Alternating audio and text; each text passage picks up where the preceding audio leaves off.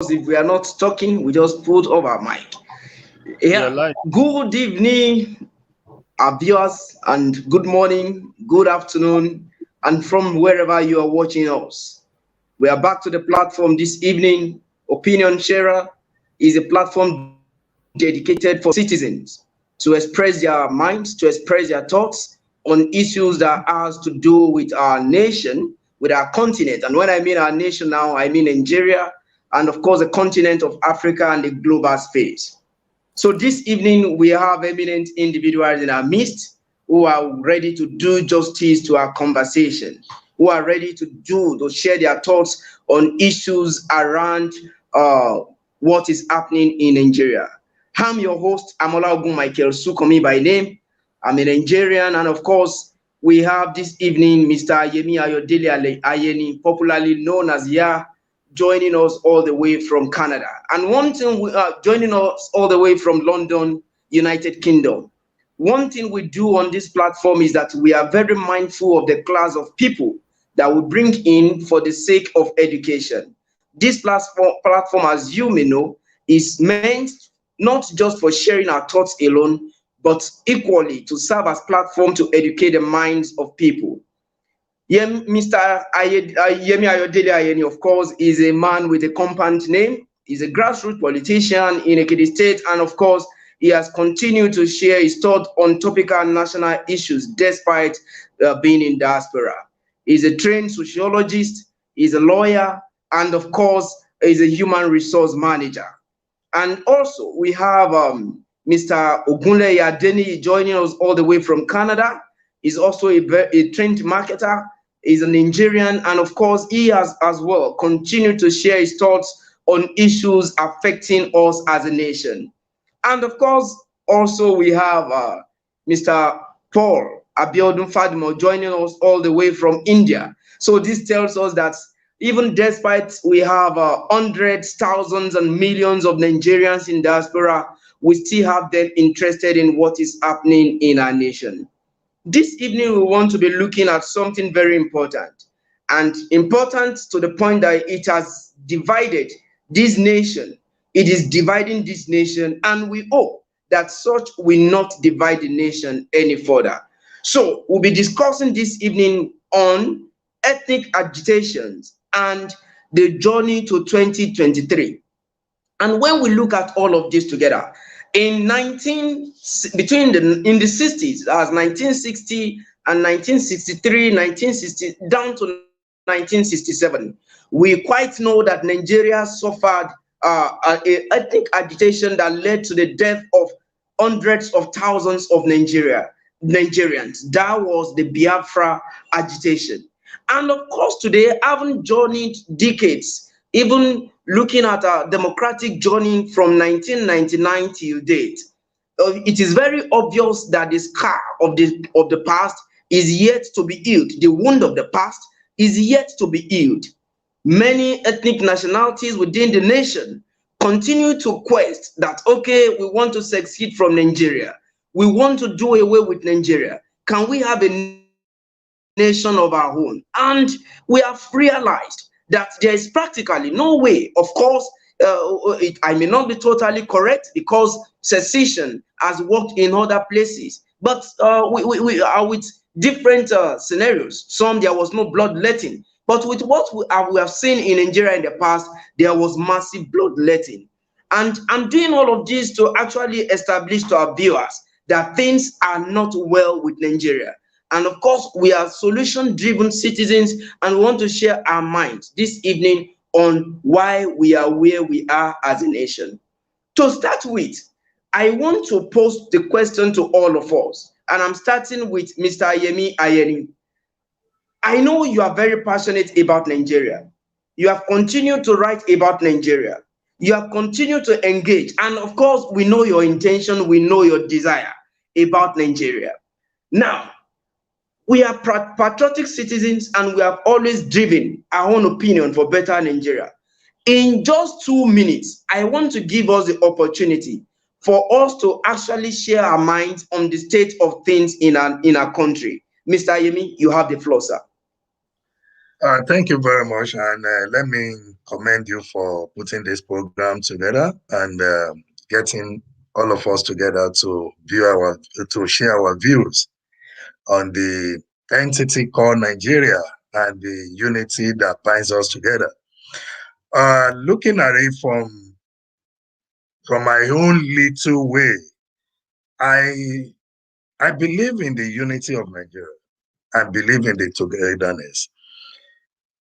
When we're talking about the secession or ethnic separatism, it has been premised on the point that a particular region or a particular ethnic is being cheated the way they normally, I don't know, I've forgotten the word they normally use, that a particular region is being marginalized. That is the word. But are we having the wherewithal, according to Montevideo Convention, the one that was agreed in 1933? Do we have it? And if we have it, there are many steps that must be taken before any ethnic um, agitation can be successful.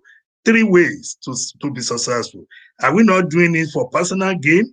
Are we not doing it for bargaining as a bargaining tool or for any other reason?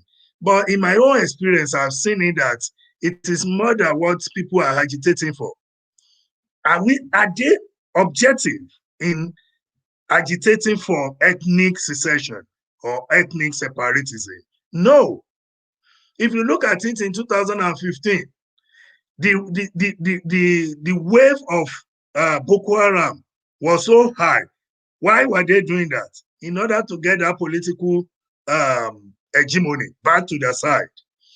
When Jonathan Goodluck was also there, Ijaw people were also clamoring for Niger Delta Republic. Why? Because it's a bargaining tool for a political gain. And the more it becomes severe, when they are agitating for it in a particular place, there will be a tendency from other regions, from other ethnic groups, that, okay, let's give in to these people. Let us give them this position. And that is what is happening again. I'm a Yoruba man. I don't believe in Yoruba Oduduwa for now. It won't work. If we are doing it genuinely, I agree with it. But are we doing it genuinely? No. If we are doing it for a political purpose, at the end of the way, the moment you achieve the aim of doing it, that will be the end of that agitation. And I think that is what is happening now. Look at when Obasanjo was given the position the other time.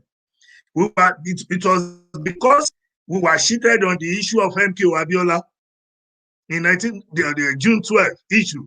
And other groups, other ethnic groups, believe that, yes, these people have been cheated. Let us give them this particular position again. That is, I will tell you, many people may not know. The general populace may not understand what is happening. There are some people behind every agitation for secession. Same thing is happening in what's it called? Biafra Republic. They are doing it. There are some people. It is for personal gain. But do we have the wherewithal to stand alone? That's the question that we should ask ourselves. I think I will release the floor for other people to contribute. Wow, thank you so much for that submission. Of course, you have led us to the conversation proper, because I was actually curious in my mind, like, okay, why are we where we are as a nation? And now I'm going to ask Mr. Adeni. This afternoon, the Covenant Christian Center in the annual program they normally organize, I was listening to Olisa Gbakoba San, the former NBA president, the former president of Nigerian Bar Association, and I'm trying to paraphrase what he said. He said that the establishment of Nigeria, that is the foundation of the country, as we saw, as it were in 1914, was actually not based on a very concrete reason. And I'm trying to recap again. He said that the foundation of Nigeria was not discussed about. It was not negotiated. There was not concrete marriage, no concrete marriage. There was not no concrete agreement. Now, in your own opinion, what do you make of this statement in relation to the present reality in Nigeria?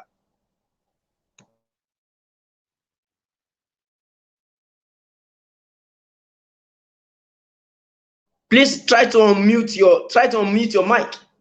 Oh, sorry about that. Are you hearing me now? Yeah. Okay, good evening, good afternoon, good day, viewers from all across the globe, wherever you are watching us from. I'm so excited to be part of this program, and I must first commend you guys, Biodun, Sukomi, and the rest of you guys that are always behind scene to put up this program. Very quickly, to go directly to the question you posed, Agbakuba made a very valid point. Immediately, Paul contacted me that we're going to talk about this particular issue. I tried to go back and do some research. And first thing I asked Google, Google is the modern day IFA. The first thing I asked Google was, what brought about Nigeria? And then Google told me, that is from Wikipedia. I'm quoting from Wikipedia. I'm trying to say what I read on Wikipedia. Wikipedia makes us to understand that Nigeria came about, as in the 1914 you rightly mentioned, by Frederick Law Lugard, brought the Southern Protectorate and the Northern Protectorate together. Why? Because the South was having a budget surplus. We were surplus. So I hope that we quickly send the signal to Mr. Yeni that the South has always been surplus. The South has always been sufficient, self-sufficient. The Lord Lugard brought the Northern Protectorate and Southern Protectorate together for economic reason. Economic reason. And the economic reason being the fact that the South was always having budget surplus budget, and the North was having deficit. So to balance it, they had to. This thing is on Wikipedia. You can take your time to go into it, to read it. So that's why I said Agbakuba was actually factual about what he's saying. They brought the two protectorates, two different protectorates together because one was surplus, the other was having deficit. So they brought them together so that there could be a balance. So from the word go, one region has been brought to be like, I don't want to use the parasite. I don't want to use the word parasite. But one region has been brought now to feed on the other region, to feed on the other protectorate. So it was not like we sat down, our ancestors sat down and like, let us come together. It was the idea, the sole idea, like you are vetoing, like Frederick Lord Lugard, they were colonial masters, like they just veto it. And not only for our own economic reason, for the two protectorates economic reason, for also their own particular British economic reason. So the marriage that brought Nigerians together was flawless, was never agreed. And so let us not quickly jump into unity. There is difference between unity and coexistence. What we are having in Nigeria today is not unity. We are only coexisting. There's no unity.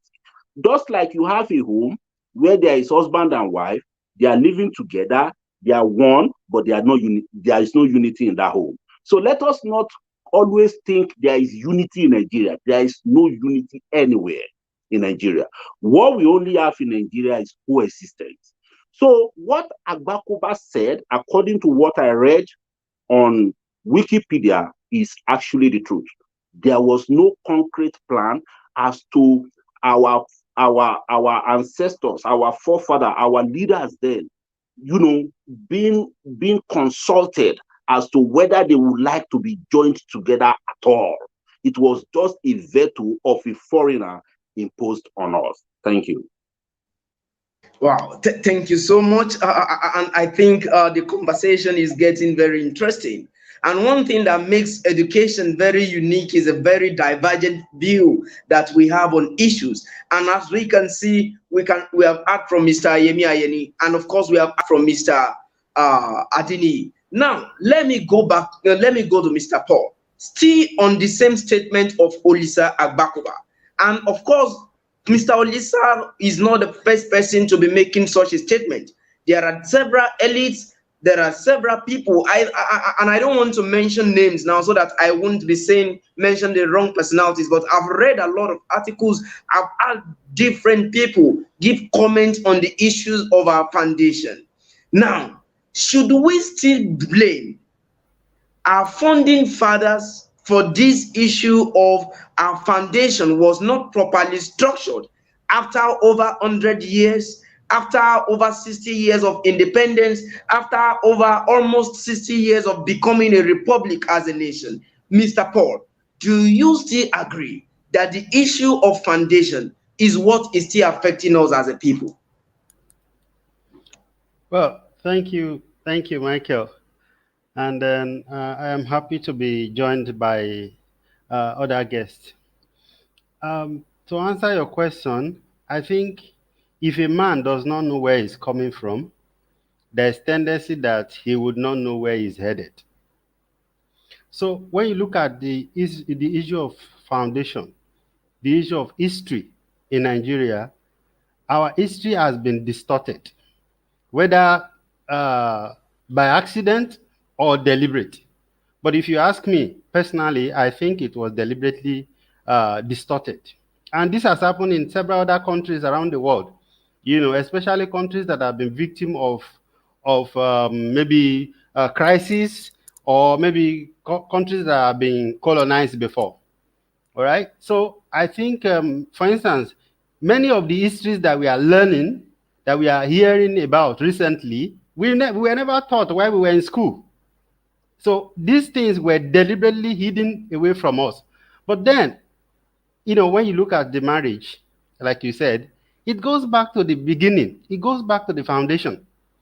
I was listening to a program earlier today, hosted by Edmond Obilo, and the old man that he was interviewing was talking about the fact that there was an agreement between General Gowon and the heads of these different regions, especially the southeast. The agreement they had, I forgot the year. It is believed that the meeting was held in Ghana. The agreement was that we will go back home and we will be a federation. Okay, we go back to the regions, so I would have power. But then when they got back to Nigeria, I learned that senior civil servants, they told Gowon and say, if you have done this, that means there is no Nigeria anymore. You're no longer powerful. So the guy canceled the agreement that they had. And I learned that was when Ojukwu began to talk about Biafra. So the truth is, when you look at even before then, even the name Nigeria, look at our constitution today. Somebody said the Nigeria constitution, 1999 constitution, say, we the people. But the truth is that we the people, our parents never sat down to decide that they want to be Nigeria. But then we can move past that. All right. I am a believer in the fact that whatever it is that your life is now, you can make the best of it. So whatever it is that we have now as a nation, as an entity, we can make the best of it if we have good people with good intentions. I think I'll stop here for now. Well, thank you so much. And I think we need to compare notes now. And I would still love to come back to Mr. Yemi. I know you are very vast as a scholar on issues of Brexit, the United Kingdom politics. I know that for sure. And we know at the point we have been hearing of Brexit here and there, and thank God the noise is should I say, going down a little. But one unique thing about politics is that some things may not come to the public domain, but a lot is happening underground.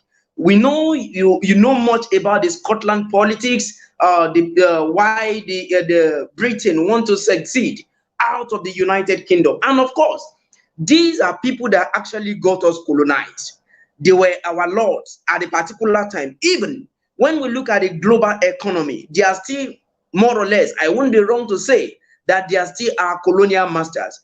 Now, comparing what is happening in Nigeria with what is happening in the United Kingdom, the Biafra agitation, the Oduduwa agitation, and what is obtainable in the UK, what do you make of this? Thank you very much. If you look at it very well, you know that only what is synonymous to the two entities is just agitation. Scotland also want to leave. Northern Ireland want to leave. But can they do it without following the constitutional requirement, which is referendum?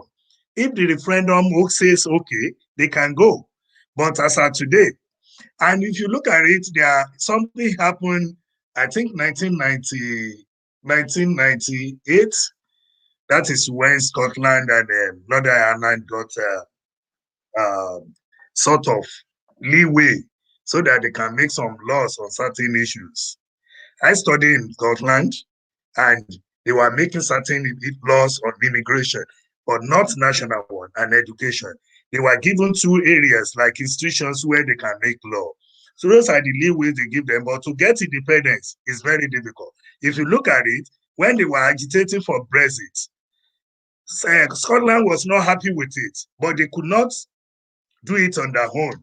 They were still under the United, they are up to today, they are still under United Kingdom. And that is exactly what I'm trying to say earlier, which is, I don't think Mr. Dini understand what I was trying to say. I'm not saying that there is unity in Nigeria. Nobody is happy when you are being cheated or marginalized.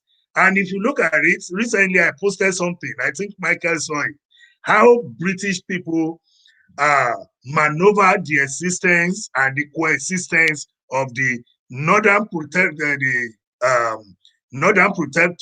and Southern Protectorate together, that made when we are still under the colony.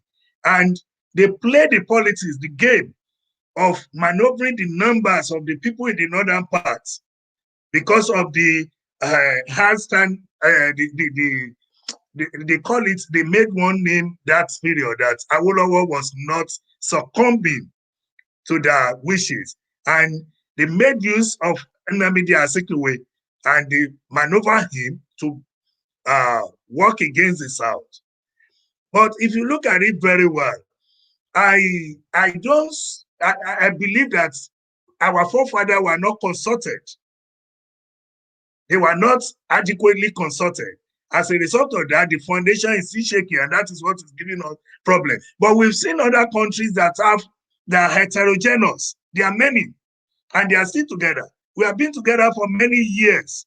But my own point of view is that if we are genuinely pursuing this thing, is better. But they are not genuinely pursuing it. If you are not doing it objectively, there is no way we can get the result. The moment you achieve the myopic reason or selfish reason behind it, that will be the end of the agitation. And that is what is happening. But looking at it, we have a constitution in Nigeria. How do you get independence? How do you secede? It's not what it can, the way we are doing. Many people don't even know what secession means. And some people are clamoring for it. They don't even know. Nobody can just wake up from this side of your house and say, okay, we must leave. Oduduwa must leave. It's a thing that we need to come together. We need village talks. We need all those things and come together. Otherwise, if we leave, it will be the same thing like Nigeria we are today. Thank you so much. I can see your legal profession coming gradually into this conversation. But don't worry, we'll still come back to you on the legal issue. We want to seek your legal perspective on what is happening in Nigeria at this time. But to Mr. Dini, now it is almost becoming a trend in Nigeria.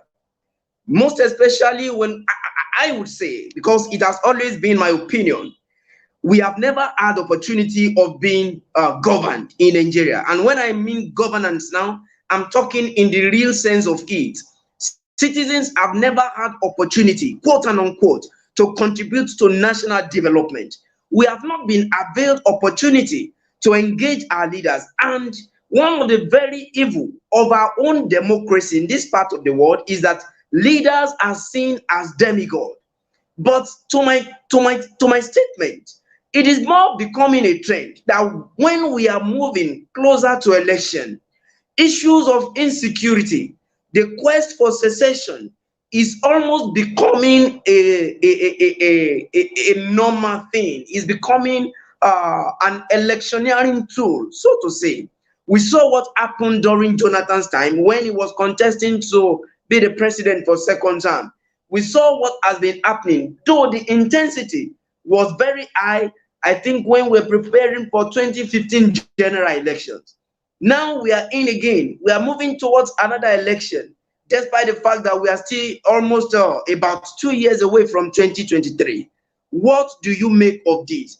Do you believe that the ethnic agitation, the present state of insecurity in Nigeria, has its link to 2023 election?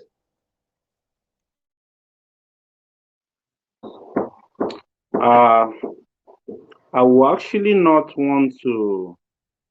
I would not want to particularly link the state of insecurity in Nigeria at the moment to 2023 election. I would not want to do that. And the reason is not far-fetched. Insecurity in Nigeria is an age-long issue. It's not just starting yesterday. It's not something that started yesterday. It's not something that started in 2015. It's not something that started in 1999. It has been if a regular situation phenomenon in Nigeria for a very, very long time, as I can remember.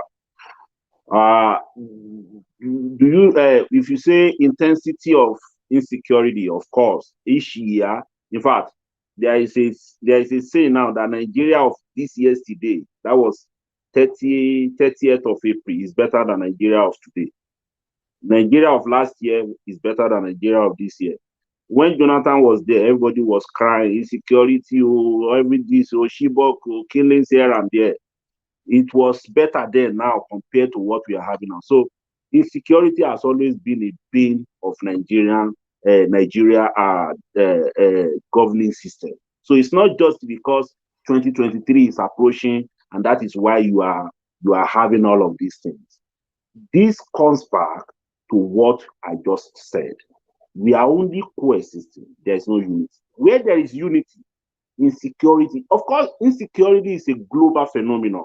It's not just about Nigeria. You look at what is happening across the western part of the world, where people gun themselves down, shoot, where you have mass shooting. These are all forms of insecurity. But the particular one we have in Nigeria, where the militants in the south will just raise up tomorrow and start something, the northern Ariwa youth or whatever you call them, the Boko Haram, we just start and do something. The south, whatever, there was a time it was OPC problem too. The reason for all of this is because we are not united. And where there is no unity, there cannot be peace. I would not want to say, yeah, we are having all of these killings, we are having all of this banditry, we are having all of this kidnapping because 2023 is fast approaching. No, it has always been the case. It has always been the situation.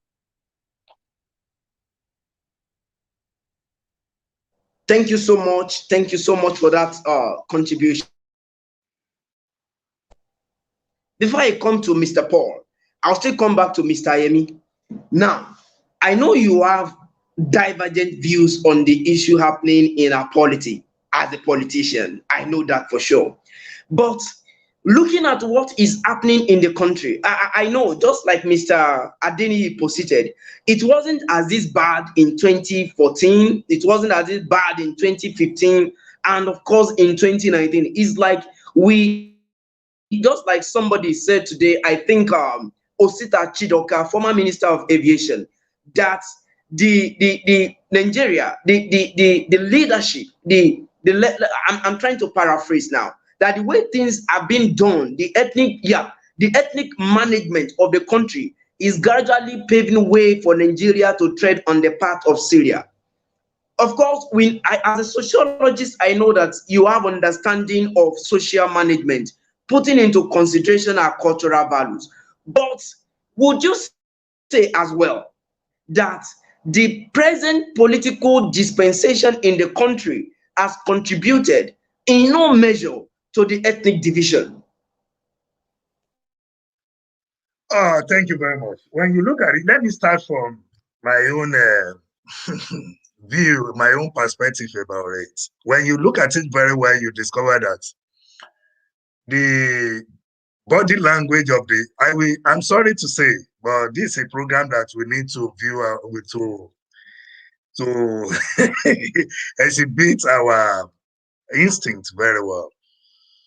The body language of the presidency to the issue of physical, anything that is happening that has to do with ethnicity in Nigeria is very poor and is making it volatile. There is no ethnic group, no member of ethnic group will accept what is happening in Nigeria. If S-men can be coming to any area and be killing people, see, if you see anybody on the streets holding just a dagger, they consider it an offensive weapon, but they can carry AK-47. Nobody will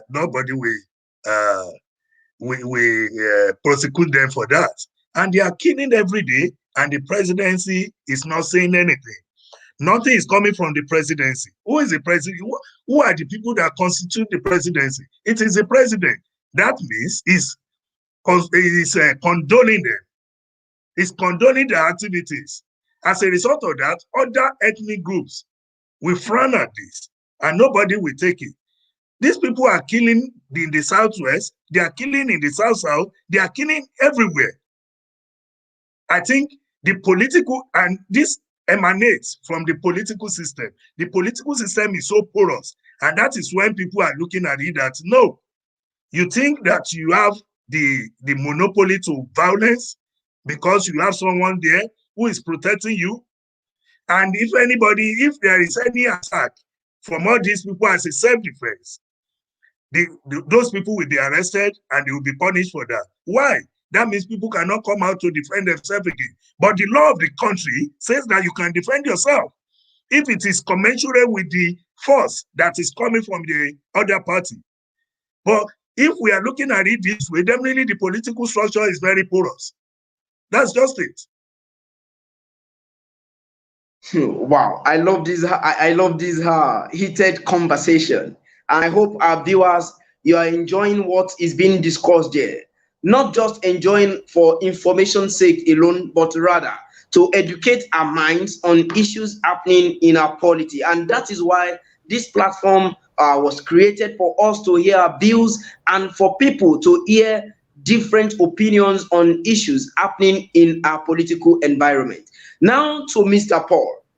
Issues have been discussed on the level of insecurity, and I love to attach issues to people's profession. I know that you are a social worker, a scholar, and looking at what is happening in Nigeria, the ESN, Eastern Security Network, in the northeast, in the southeast, and the Odudua in the southwest, and of course we have other sister outlets, other sister ethnic formations in the northern part of the country as well.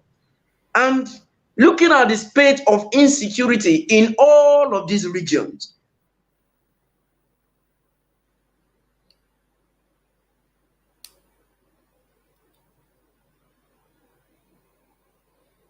Okay, I think Michael is cut off by the Nigerian network. he probably will be joining us soon. Okay, Michael, if you can hear me, I think you should just log out and log in back. Please, viewers, exercise some patience for us. That is Nigeria for us, and that's why we are here discussing it. Just that so that we get out of this mess. In fact, one of the things that gets me most upset as per the Nigeria of today is this unstable internet, because the world is literally being built on the back of the internet today. Yet an average Nigerian cannot access internet. It is ridiculous. And I think average Nigerian youth, especially young people whose future are now in their hands, should be angry at that. Even if you don't ask for anything, that this should be demanded. It should be by right that people should have a right to have access to the internet in Nigeria. But then it is what it is, like Donald Trump. Let's hope that Michael will join us. He was about to ask a question. So I don't want to change the topic. And I'm not trying to change the topic. I'm just trying to, say something at least to engage our audience. Sorry, audience, we were talking about ethnic issues, ethnic agitations. The Oduduwas are saying they want to leave Nigeria. Biafrans are saying they want to leave Nigeria. I think right now it's mostly people that are maybe politicians like Mr. Yemi, majority, and the Northerners. They are the ones that is saying Nigeria should remain. Even though personally, if you ask me, I want Nigeria. I want Nigeria to still be, but as much as we can, manage it well, not the way it is now. I'd rather have everybody go their way than to continue the way it is now. But if we can maintain it and let it be a nation that we can all be proud of, yes, I want Nigeria to be to because number is good. I've lived in India, I lived in the UAE, and I know what numbers mean. It is business. If you are imagine if you are producing something and you can out of the 200 million people, if only 1 million people are your customer, you can imagine how an average Nigerian is industrious. We can sell. So But that's yeah, what it means. but yeah, Mr. Paul, but if you want to look at it very well, I said something, I said if we are agitating objectively, maybe I'm privy to some information that some people might not be privy to. When some Yeah, people are doing it and maneuvering other people for selfish reason, that is when we cannot achieve it. yeah, Nobody but is happy you have with it. said, Yeah, I'm sorry, but you have used that word, selfish reason, yeah, or personal gain over and over again. And I noted it on my paper here. And I was going yeah, to ask you, what do you mean? Because even politics, you politicians are also fighting for your own personal interest. So there is always interest. You Yeah, understand? So yeah. for people that are agitating also, interest must to be there. And so we have to be objective and we have to say the truth to ourselves. And the truth is that we have to personalize it. People that are talking about revolution today, interest must be there because we are humans. We are do you humans, and know that that if the way they are agitating for it is yeah, not, that is not the end result? I'm telling you, it is a bargaining tool. That's just it. I know what I'm saying. yeah, I Most of them agree. are doing it. That is just it. And I said something. The moment it is achieved, that purpose for why they are doing that bargaining, the moment it is achieved, they forget about the agitation for secession. That's just it. Yeah, I want to differ a little bit. I understand definitely that when you have a group of people, there will always be diverse interests. Okay. But in this case of secession, Yeah. let's go back to Ojukwu. Was Okay. was was Ojukwu negotiating for Biafra for any particular interest other than the interest of Biafra going their way? Was he doing that? No. Okay. So you just mentioned the issue of Biafra. Then it was genuine.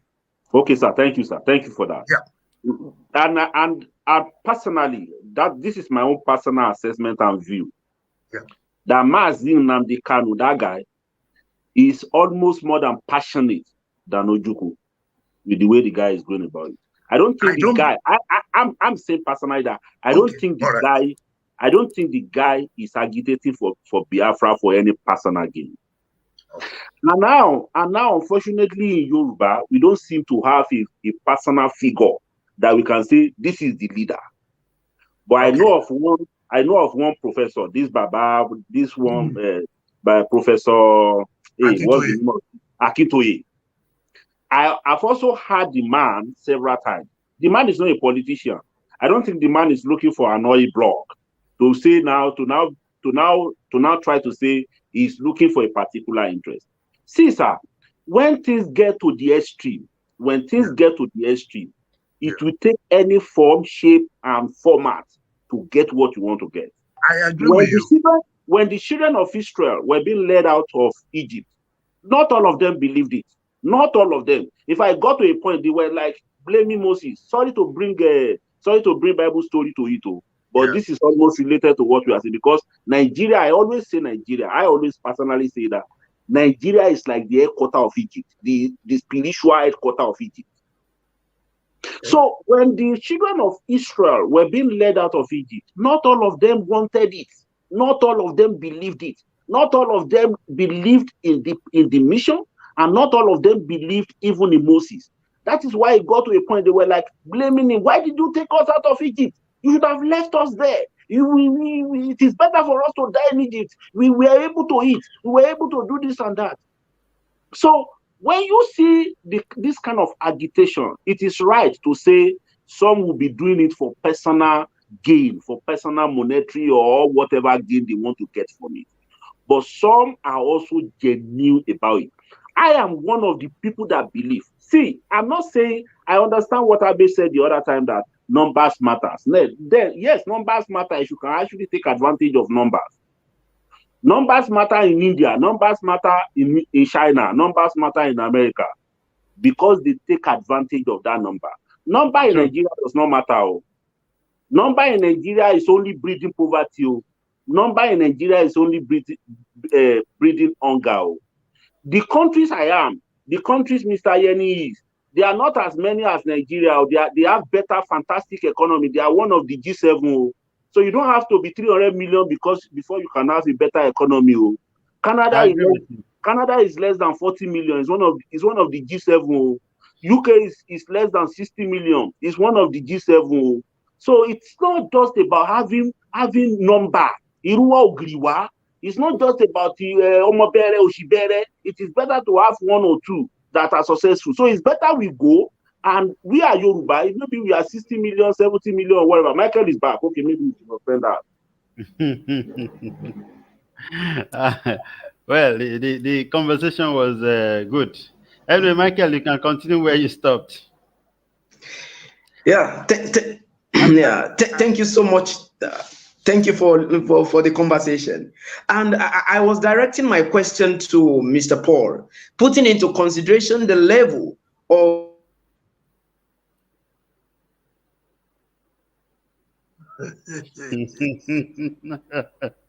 Are you sure Michael is really back? Nee, you are muted. I mean, you can see that. You can see that. It's Yeah, hard that in is. 21st century. Yeah, He's back again. Let's hope. sorry, can you hear me, please? I'm back.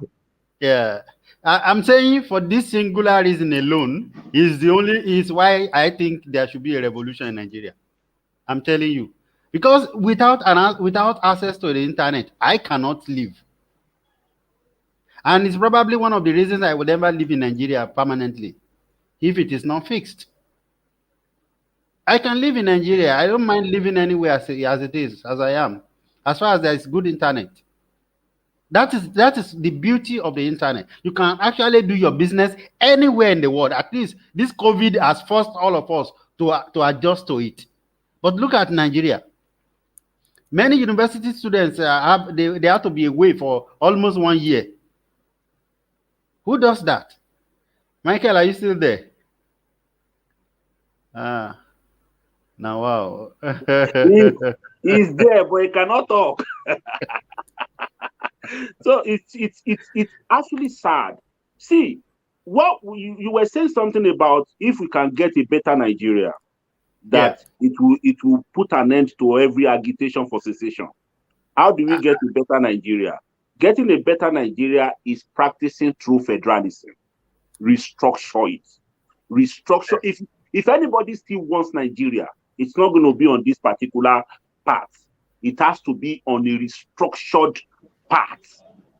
Yeah, we have to be conscious of the 1999 Constitution, which does not allow for that, and I think it is deliberate. It was not a mistake. The 1999 Constitution was not a mistake. It was planned by the few elites to be like that, and it has been like that, and it is paying them. So it's as it is now. All this agitation, whatever, any kind of agitation, is asking to take away their bowl of rice. Do you understand? Yeah. And I understand what Mr. Yemi was saying earlier, that the Nigerian Constitution, in order for you to talk about secession, we have to go to the maybe National Assembly. There should be a referendum. But who is going to organize a referendum? That's the question. Nigerians, we cannot just gather ourselves and say we want to do a referendum. The police will clamp down on us. They will say we are constituting nuisance. So the government. Let me bring this in, Mr. Paul, Mr. Daly. I want you to see his point of view as a politician. If this is a practical view, if they want to do anything here, and I want to cause commotion there, you won't see me there. I will have some people to go and cause that commotion. I will never be there. My people will never be there. See, everything that happens in Nigeria. Let me talk about Professor Akintoye issue. I'm not alleging him. I supposed to be part of the genesis of this thing. But one thing I used to say, like you said, we will have genuine people. Genuine people might not even have the grip of the structure. But when it is becoming broad, when it is becoming public, you will have that opinion that you will be clamoring for. Okay, we want secession. But those who are in the engine room, are they doing it genuinely? Even if you have 10 people and only one person you can see, and the person who are doing it, they won't come out that we are not doing it genuinely. There are some people, I'm telling you, go and write it down today. We are not being genuine about this Oduduwa Republic. Go and write it down. If the presidency can be given to Southwest, believe me, everybody will forget about Oduduwa Republic. Yeah, I'm telling you this. That is a very possible thing. I'm not disproving that. Nobody will talk about Oduduwa Republic. Maybe they will now leave it until after. Maybe when they want to agitate for another thing, they will not come out. It is true bargaining tool. It is true agitation. I think we should also include that if we have whether we have a Yoruba man, an Hausa man, or Igbo man, or a man from Bayelsa, for instance, who is a good leader, underline the word good leader, who is culturally competent. You understand? I think one of the greatest things that Buhari lacked that has led to what we currently have is that Buhari lacked cultural competence. And it's not just Buhari. I think we can also say people that are working with him, they lack cultural competence. And that's why Buhari is an extremist. I'm sorry to say this today. Even when something happened in your state during Lamadeshino, he was the one that led to your state on behalf of all Fulani people. He has never seen anything bad in what Fulani people are doing. And he will never see anything bad in it. It's an aberration in government. I'm sorry to say this. And we pray that this time we should go. Wow, I can see the tempo of this conversation, and it's so unfortunate that Nigeria happened to me because the network was at the time very poor. So that's one of the things we face in the country. Nigeria just happened to me. But looking at this conversation, I think we need to draw our attention close to the late president of Tanzania. We once had a conversation on this platform on President John Pombe Magufuli. At least I've done a little research on Tanzania. Tanzania is made up of different cultural, religious formations. We have the Tanganyikais and a host of others. And when we look at this holistically, I think we are all students of history. A precedent was set by President Kambarage Nyerere, the man adjudged to be the founding father of Tanzania. And when we historically, they have been managing the ethnic and religious diversity of Tanzania over time. And the late president equally proved that a nation, despite the heterogeneous nature, can be well managed. The issue now to me is not issue of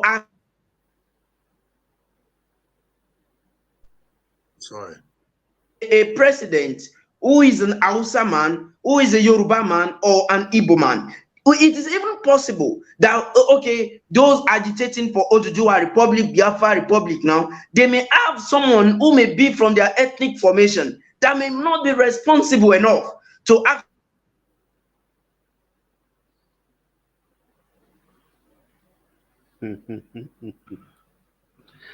And I'm always of this opinion that cultural formation affiliation is not often the issue when there is an individual that can stand out.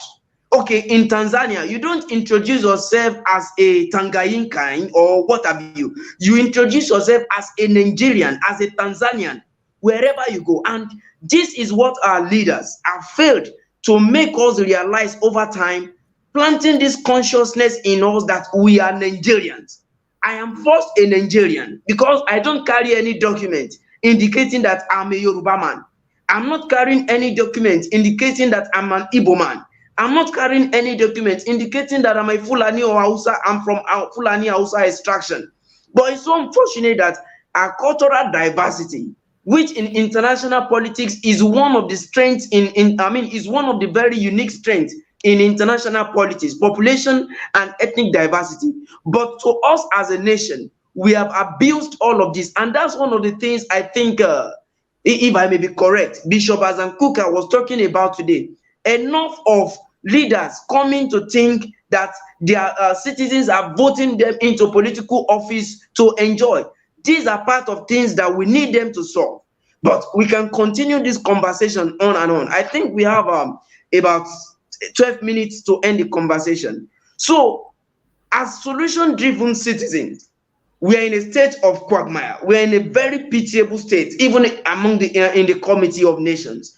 Now, I think I was listening to a conversation a few minutes ago before this show started, posted by Professor Piero Lumumba, talking that our president, when the U.S. Secretary of State had a virtual conversation with two of our President Muhammadu Buhari and one other, there's this servitude mentalities in our leaders. They see the Almighty West as being their Lord, and the same tendency is what they have planted into us as citizens. And one of the scholars speakers in today's platform was saying something, that there's a problem with our culture, even when an elder is doing wrong, because of the cultural and religious should I say teachings, so quote and unquote, has been injected into our subconscious mind to believe that elders are not to be questioned. But we have forgotten that this is what has to do with our well-being as a people. This is what has to do with our state of education, health, security, and all lots more. But we won't delve much into this conversation. I want us, in just two minutes now, to begin to see, okay, from where we are, if we want to remain together as a nation, as we gravitate towards 2023, what is the way forward? Mr. Yemi, you have the floor, sir. Thank you very much. I will cite two examples. In Canada, where Mr. Adeniyi is, we have Quebec. We have other parts of Canada. They even speak different languages. They speak French in Quebec, but they are still together today. In the UK here, we have Wales, we have England, we have Scotland, we have Northern Ireland. The four of them, they are still coexisting and they are unity. I was driving one day, I was approaching Newcastle, and I saw it, the flag of Scotland. We are not Britain. We are not part of Britain. That's all they run. But there is one thing that is binding them together. the constitution, the law. When you see yourself together, or when you are elected by the people of Nigeria as a president, you must see yourself as a president of Nigeria, not as a president of a particular ethnic group. That is where the problem is. The moment you know that you are not a president of a particular ethnicity, you are a president of, and the enforcement of the constitution, that is where we are having issue with our judiciary. When there is an enforcement of law in the land, that you believe that the constitution that you swear to as an oath, as the leader and as the president of the country, you are adhered to it strictly and tenaciously. That is where Nigeria can move forward. Otherwise, I agree with others that we must, but it's not easy. I must look at it from the point of law at the same time, and genuinely, if we are doing it. But if we can adhere strictly to the Constitution of Nigeria as a others are federating units, all the states, let them come together. Let us have a strong restructuring. When there is a restructuring, we know where we are going. That's what we need. I don't believe in secession. I will submit on that. I think before you go, I would still love to take you on that particular statement on the issue of restructuring. I know as a scholar, as a lawyer, as a sociologist, there are divergent views on this issue of restructuring. And to some, this issue of secession is also restructuring to them, if you may agree with me. Some believe, okay, let us review what we have in the constitution, the concurrent and the exclusive list, because it is believed that the federal government is too powerful. Now, as a lawyer, judging from your experience, what would you make of this particular issue of restructuring? When you are doing restructuring, all of you will come together under sovereign national conference, and you will say, this is all what you want. All of us will sit down together as a country. When you are talking about secession, you are parting away. You don't want to be part of that nation anymore. That's what secession means. But restructuring, you want to come together. This is what you do. This is what I do. This is what will belong to you. This is what belongs to me. This is what will be coming from this a particular place to this federal unit or just so. All what we need is sovereign national unit conference, and that is how we can move forward. Wow, thank you so much. We thank you for that submission. And we want to implore our viewers that, of course, we are better united. Of course, there's more benefit in remaining a united, indivisible entity than for us to go our ways. When we go our ways, of course, we have seen nations where, because we don't really have the security formation, the security architecture to manage division at this particular time. Our security outlets formations are struggling with even internal insecurity. Like they want to, okay, see the way they are killing our soldiers, our policemen here and there. We can't just afford to allow the repeat of the 1960 occurrence. So, Mr. Adeni, as we journey to 2023, we have seen political gladiators putting posters across board. What do you make of this nation as we journey to 2023? 2023 will come and go, just like the other years. 2019 came, 2015 came, 11 came. So 2023 will come and go. There's nothing happening in Nigeria, like I said. There's nothing happening now that is far from, that is a sharp contrast of what has been happening. Is everything happening now is a replica, a similitude, a resemblage of what has been happening. So whether it is now intensified or not, it is a different thing entirely. But I don't see anything that is happening now that has not happened before. So 2023 will come and go. Back to what you said, back to what you meant by solution-based issue. Solution-based approach. For me, there are two solutions to Nigerian problem, as it were. One is either we restructure, or the other one is either we break up. I want to draw our attention to something. You rightly said it while you were giving the opening remark, that some countries said there were bloodshed, and some did without bloodshed. We are. It is not. It is not. It is not a must. It is not like it has to be that there must be a bloodshed before we can secede. With the way people are going about, with the way the eastern regions are going about theirs, and the Oduduwa Republic are going about theirs, I believe it may not be something that we can achieve I mean, in no distant time. But I think if we continue that way, we can end it. But for us not to end it, then Nigeria has to be restructured. We must go back to true federalism. Mr. Yeni just mentioned that UK comprises of Wales, Scotland, and all of that. They independently govern themselves. In Canada, where I am, Quebec independently manages its own affair.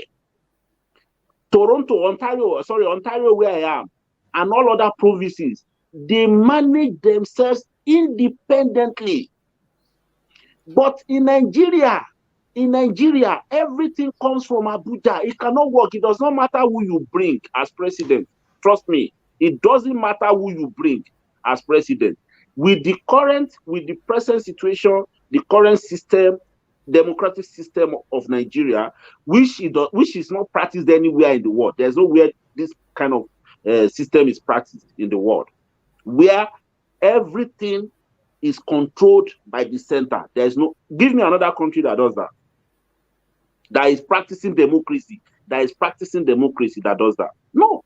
So with the present situation, with the present system of Nigeria, if you like bring angel, it won't work. Except we restructure or we break up. And I want to say that breaking up does not necessarily have to bring bloodbath. That's my submission. Okay, Michael is also Yeah, still. thank you so much. I think to Mr. Paul. Now, what do you make of the solution for Nigeria as we journey to 2023? Well, there are so many issues in Nigeria. It's even difficult to know which one to talk about when you look at the challenges and the possible solutions.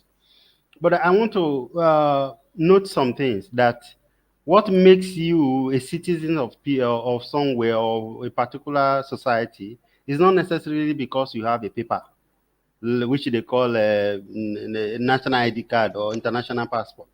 There are millions of Nigerians who doesn't have a national ID. They don't even know what it means to want to take an international passport, and that's not what makes them a Nigerian or whatever society they belong to.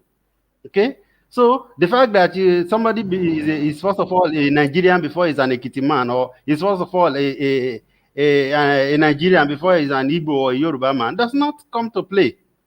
And we must have to recognize that the issue of ethnicity is sensitive, and ethnicity and culture have to be discussed. Nobody, it's maybe in the 1950s or 60s and early 70s, people are boxed around and say you sit down there, and people sit down and they don't ask questions. But in these days, when people, even your children, when your children say, "Mommy, Daddy, I don't want this thing," you have to sit down and discuss it with them. So when the Oduduwa people and the Eastern people are saying we want to go, it is Nigeria is supposed to be responsible enough to say, let us sit down and discuss it. And like Niyi said, I also subscribe to the issue of maybe a referendum. Honestly, I wish that Nigeria could just blossom as one big nation. I wish that could happen. But it's unfortunate that, Wow. we shouldn't continue the way we are continuing. So I guess we have to, book another day to talk about some of these other issues that are meant to be talked about. Thank you anyway. Yeah, Thank you thank very you much. so much. Thank you, thank you. We must sincerely thank our guests for availing us opportunity to hear their minds, to share their thoughts with us. We are not taking this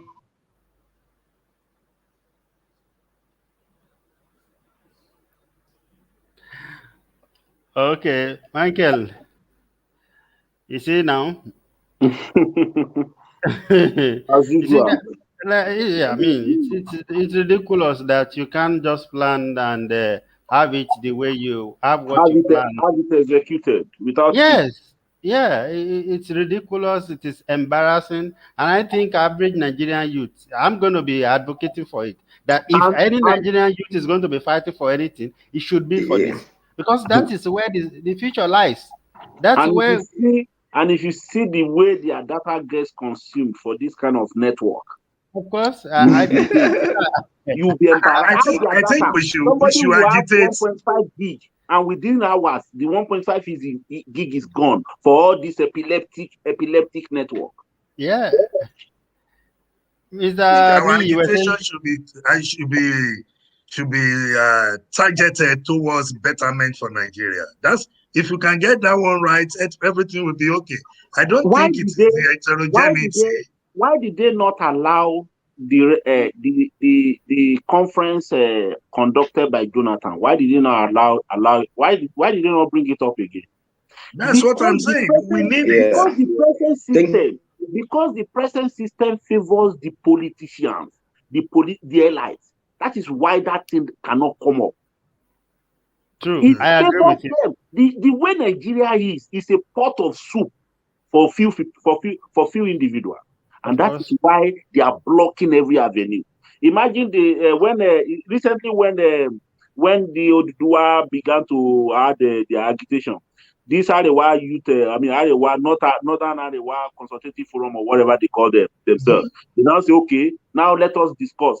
We agree to restructure. We agree to resource control. We agree to this, but the presidency is non-negotiable. I mean, how do you? Of course, once Nigeria is restructured, nobody cares where the president comes from anymore because Yeah, because the president by that time will just be like the figurehead. not really relevant. For Yeah, example, what happens to what prime minister here does not directly affect me more than what the premier of the province does. yeah, The province manages health, they manage education, they man you. even Like Scotland and common yeah. driver's license. If you want to do your driver's license, it has to be from Abuja. yeah, I yeah. mean, That and is the 99. That is the power of the 1999 Constitution, that and I that's think 1999 why every you see that them 1999 protecting it. constitution you mentioned, who sat down to do it? Was it not just decree that they changed name? I think They changed the the decree driver to license has been based on 1999. concurrent list now. It is at the scope of that, and the Everything is on legislature the that concurrent picked it list up now. now. It's not a constitution, it's a decree. They just changed the name. They just changed the name. It was the armed forces decree that they changed, nothing. People have not sat down to discuss to do Nigerian constitution. No, And I think if you guys have chance, let's find a day. In fact, I'm willing to discuss that constitution. see, So I will be available next Saturday again. I can make myself available for you. It's interesting. Trust me, it's interesting. okay, let's Thank you let's so let's much. let's do a Thank, discussion, please. But thank you thank you very so much so for much. coming. You Yeah, want I from think the Michael, not be network your has fault, been oh, not be disturbing. your So fault. thank you so much for the time. We are very, Nigeria very participating grateful to well. and to our viewers. We are we are very grateful as well. Oh, It's such all the way from London, United Kingdom, and Mr. Adeni Oguleye joining us all the way from to Mr. Fadumo Paul. We say thank you. And I am your host, Ola Ogunmaike Sukomi, and to our viewers, we say thank you so much. See you next week, Saturday.